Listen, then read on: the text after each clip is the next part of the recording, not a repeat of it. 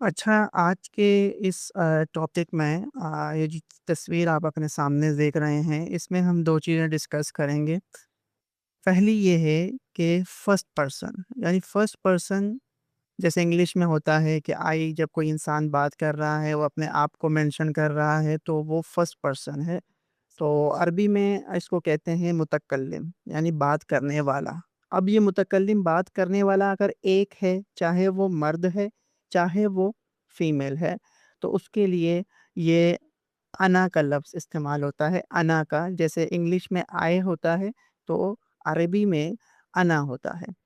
और अगर ये मुतकल्लिम फर्स्ट पर्सन, बात करने वाला 2 हैं या 2 से ज़्यादा हैं, चाहे ये दोनों मर्द हैं, चाहे ये दोनों औरतें हैं या मिक्स हैं, तो उनके लिए अरबी में नहनु का जो लफ्ज़ है ये इस्तेमाल होता है, नहनु। जैसे इंग्लिश में कहते हैं वी।